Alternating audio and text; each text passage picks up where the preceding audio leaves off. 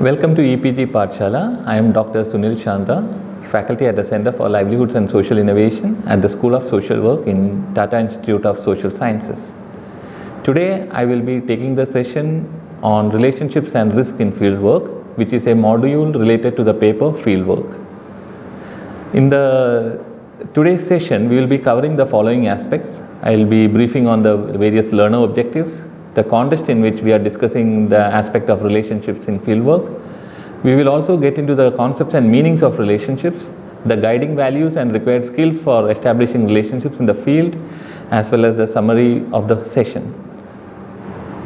So let us look at the various learner objectives. The main aspect is to familiarize the student on the importance of relationships, the various concepts and meanings related to relationships, the guiding values, the risk associated in establishing and sustaining relationships in the fields, as well as the various skills required for the same. Now let's look at the context. So if you have to understand the context in which we are discussing relationships today, we have to then look at the three dimensions, mainly the profession of social work and its characteristics, the relationships in social work practice and the possible outcomes due to the establishment of relationships in the field.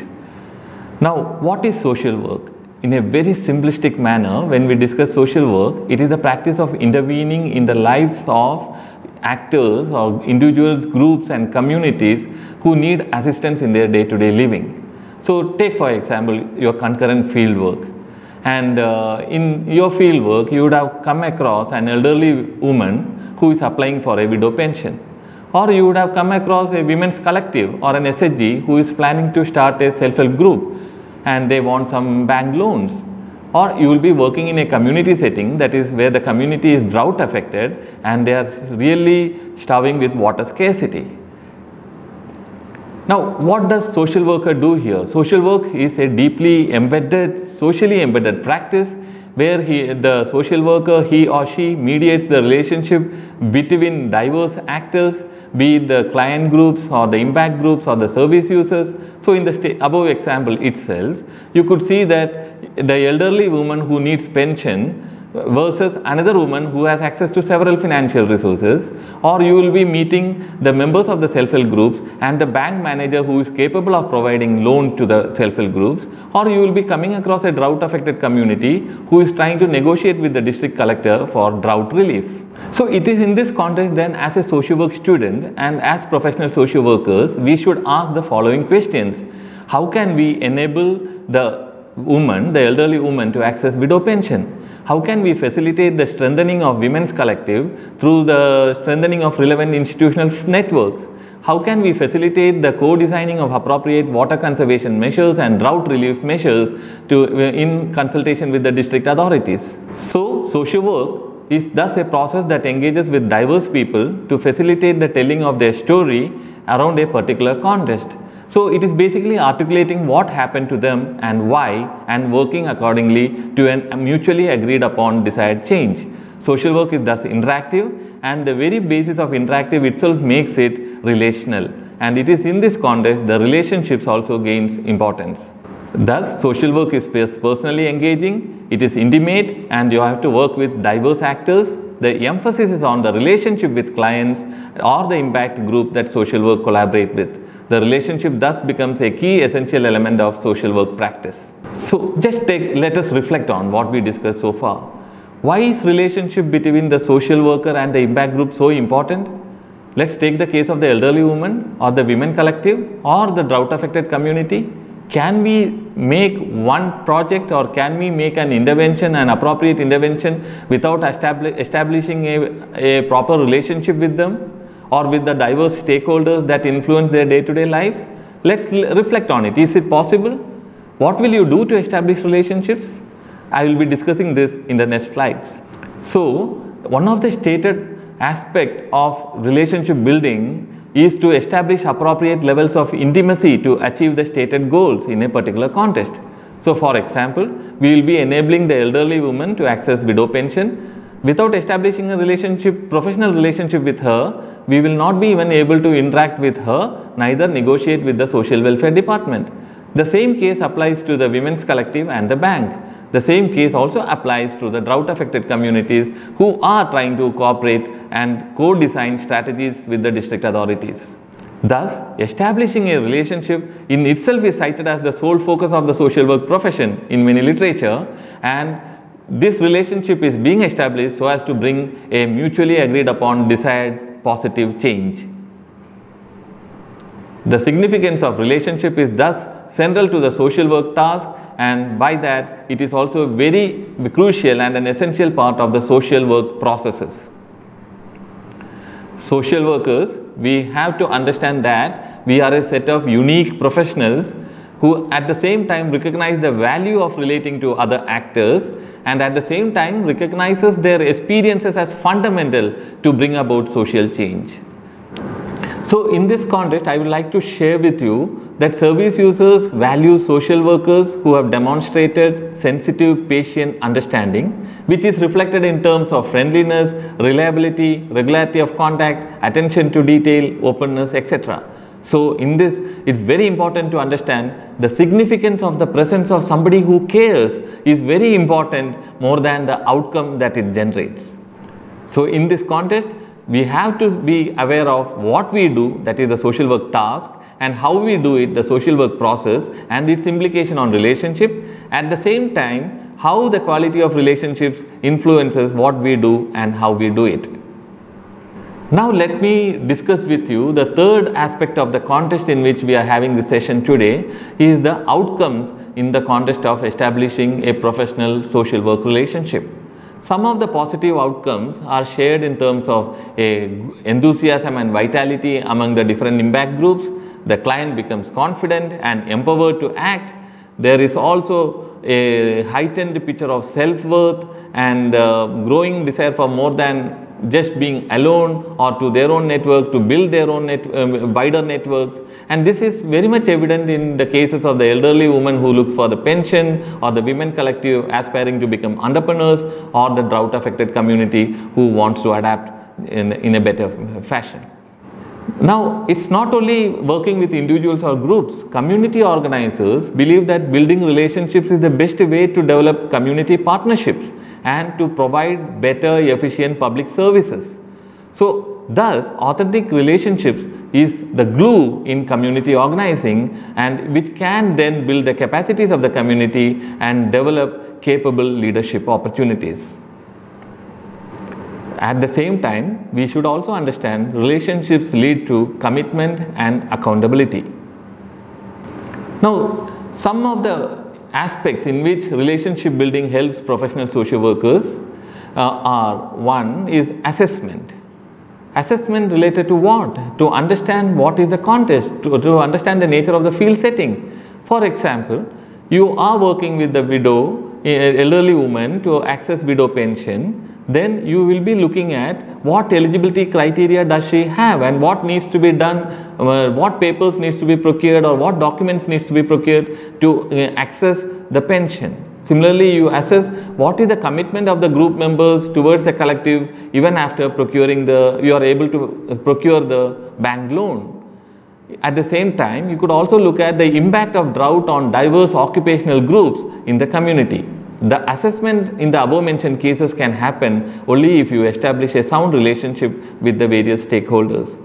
At the same time, establishing a relationship is also a foundation on which to build the future work. This can be towards providing support systems for elderly care, or scaling the social enterprise, or providing equitable drought relief measures.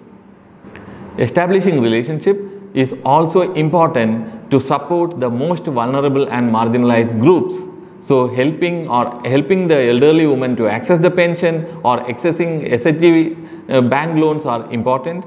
Similarly, it helps in advocacy and mediation, as well as in dealing with certain sudden onset crises like hospitalization or a job crisis, etc. Relationship building is the foundation for capacity building at the community level.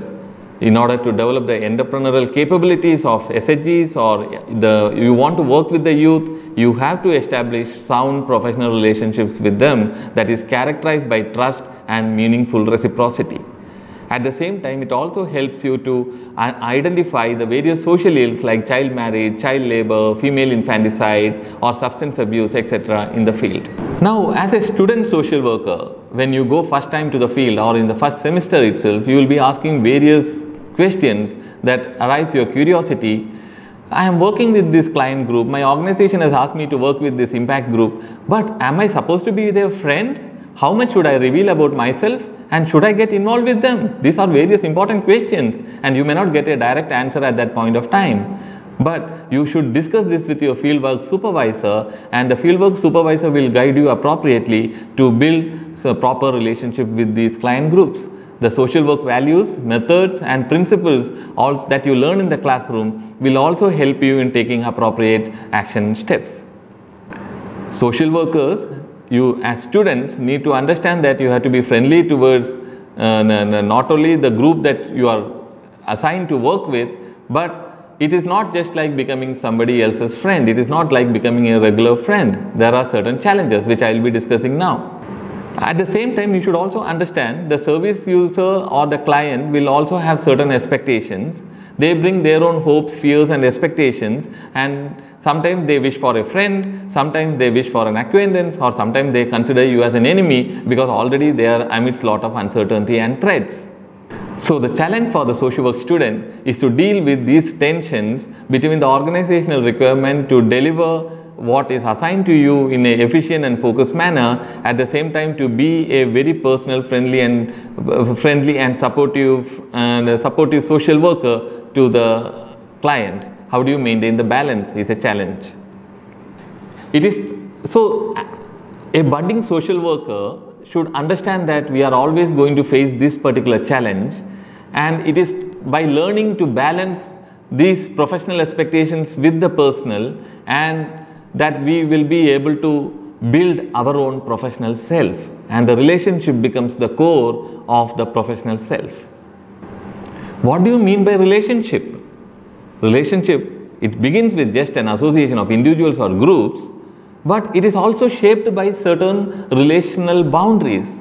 What do you mean by relational boundaries? Let us look at these statements like, why am I an outsider while they are insider? The I becomes an outsider, they become insider. There is a relational boundary between I and they. I have few friends, they have many friends. Again, I and they. What is this relational boundary that is defining I and defining them? I have access to good hospitals while they do not have access to good hospitals. Now again there are relational boundaries. Let us discuss this in depth. The relationship thus becomes the communication bridge between people. Or it is also like a boat where we as social workers and our service users or the client group travel together toward agreed and pre-desired destinations. It is also an important skill in social work practice that we build sustaining relationships. The bridge that we discussed earlier is a bridge between two different worlds, the world of the social worker versus the world of the service user or the impact group. And this bridge can be only constructed through empathy and self-knowledge. And why are we traveling together in this bridge is to understand the similarities and differences of these two worlds. Let us look at what Hamilton had to say about relationships. To read it out, our most fundamental considerations lie in the concept of human relationships, their importance, their dynamics, their use in treatment.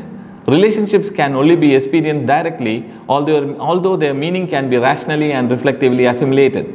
The professional relationship differs from most of conventional intercourse largely in the degree to which the aim must be the good of others, in the amount of self-awareness to be attained by the worker, and the techniques to be assimilated and consciously utilized.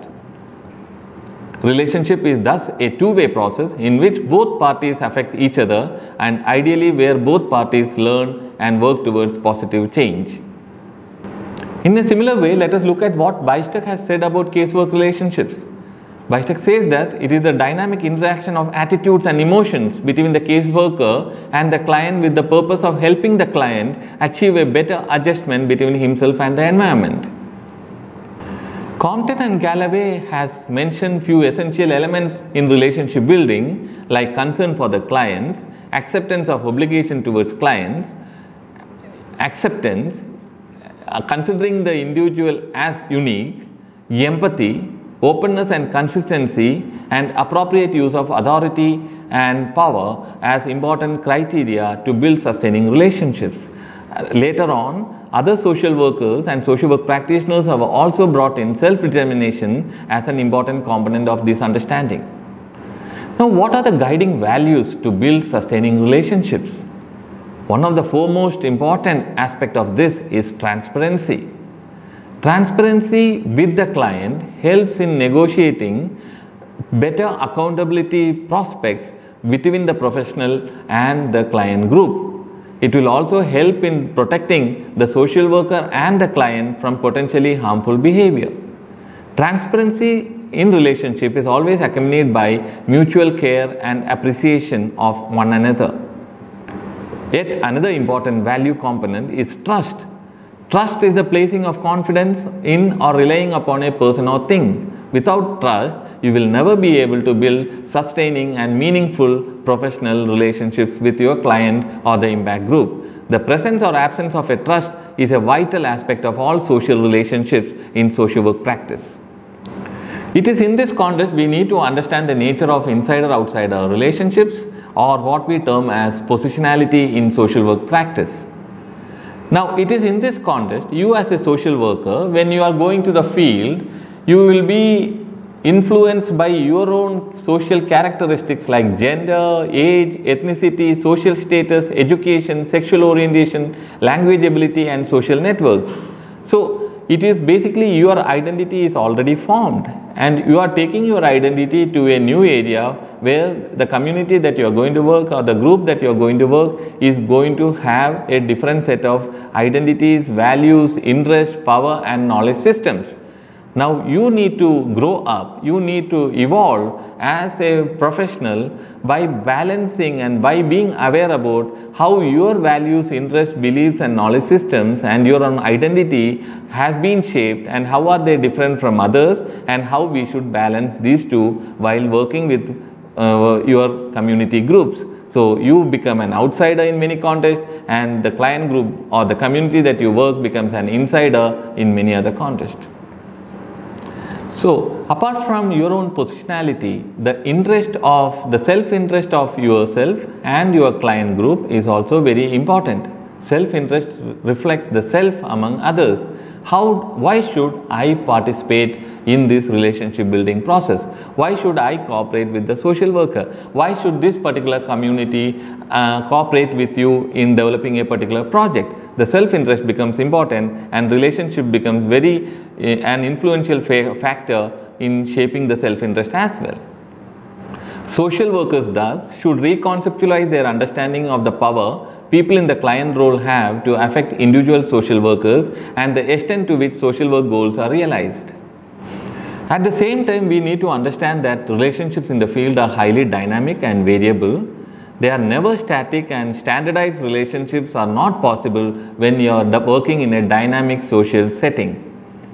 Many times we should recognize the fact that in the past and today in the contemporary times as well, when the clients are building meaningful relationship with you, that they have been potential victims of inappropriate relationships or fortunate recipients of favorable relationships initiated and led by social workers. And they might be showing signs of invitations and setting up their own boundaries of closeness and intimacy with the social worker. So, the social worker should take leads from the client's sign, both verbal and non-verbal, in understanding where the relationship is moving ahead, and based on the lead that the client provides you, the social worker should build on the relationships. We should understand that every relationship is built with a characteristics of self-interest, and there is a developmental need in each person, and the interaction that produces. We should also understand that the interaction between the client and the social worker is always affected by the developmental needs of the respective clients, and this needs to be recognized, and the direction of the change has to be towards meeting these needs. A rigid, standardized and a non-personal approach to engage with your clients or with the impact groups in the community will only be a patronizing process, and it can generate more inequality and disrespect rather than a sustaining, meaningful, positive relationship. Now, building relationships in the field is not so easy. You can come across lot of risk, lot of conflicts in the field while sustaining or even building relationships. It's highly complex, it is highly nuanced. Clients are not just passive recipients of social work interventions, they also shape the relationship and influence the range of options and through their belief systems and the behavior patterns that they bring with them. What kind of risk can happen and why does these risks happen? Some of the symptoms could be interpersonal conflict. You were talking to somebody that the impact group did not like, or that was a power center in a particular community and this particular group did not want to interact with them, or it might be a conflict between the community organizer and a set of people, or it can be dissatisfaction. I am not happy with what you have been providing me, I am dissatisfied in the kind of relationship that you have established with me or the services that you are providing me, or the formal organization that employs you is highly rigid and they don't understand the field context. There is lot of complexity in role performance. Sometimes you are a social worker, sometimes you have to get out of the social work line and become a human being who is very sensitive and empathic. And there are also problems of social transition that happens around a particular impact group. It can be migration, it can be drought, or it can be, say for example, people are unemployed due to certain crisis, there is shortage of money, and all these could affect and emerge as risk in sustaining relationships. Many times we have found that inadequate resources to sustain a project also leads to certain kinds of risk in relationship building. We should understand that each relationship with a client changes over time and it is highly dynamic. So we should also know this fact that the client is in such a situation of influencing the closeness between the worker and the client, and the choice of activities undertaken between the client and worker will also change when the relationship change, and also the client has the self-determination to decide when he or she can end a particular relationship with a social worker. Now, here being friendly doesn't mean becoming a regular friend. A social worker may offer warmth and understanding, but will not necessarily expect it in return from the client. At the same time, the social worker will invite and even times demand self-disclosure from the client or the impact group as part of the service provision, but it doesn't mean that the social worker has to carry out self-disclosures of themselves to build the relationship. It can be only done if it is required. At the same time, as I mentioned earlier, the field is very dynamic and complex. The outcomes that we anticipate as part of our fieldwork processes are never linear. We may not always get positive outcomes. Many times it could be very complex and conflictory outcomes that emerge. A social worker shouldn't get disappointed if relationship doesn't sustain or relationship doesn't build towards positive outcomes.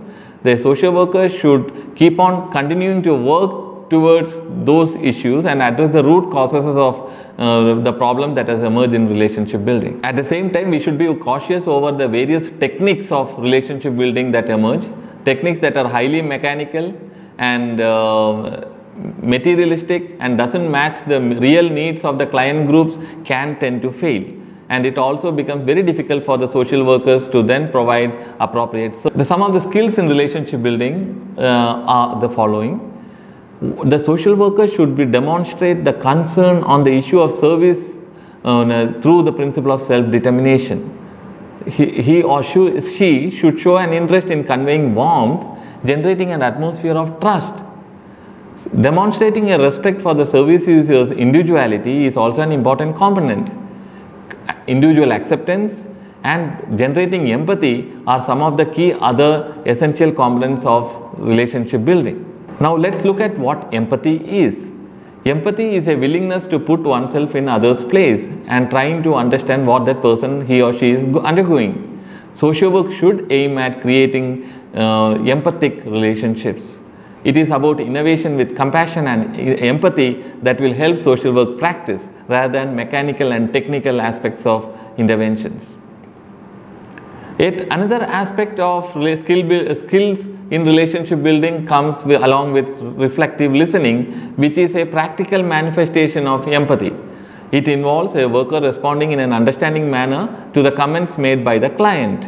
So reflective listening sometimes means that, oh, the eye contact is very important. Yes, I understand what you're saying. Please tell me more. And your eye is more sensitive and you're focusing on the client group. Or at some other times, it also says that, yes, I understand, I appreciate what you're saying. Can you tell me more? So your verbal and non-verbal communications itself indicates for the client to open up and tell you more about what he or she is going through or what ideas he or she has to move ahead in their lives. Yet another important aspect that we as social workers should keep in our life is optimism and worker optimism. Think positively is something else that is a value system, at the same time a skill that we will generate or we will build as we move ahead in our field. There are many complex, as I mentioned earlier, there are many complex circumstances that will happen in our field, but we should always be positive that be it short term or long term, we will be generating positive success stories. Yet another important skill that we should have is humor. Many times you can break loose a particular situation by being sensitive, at the same time through jokes or through certain humorous statements that releases the tension between the client and the social worker or between communities, groups and authorities.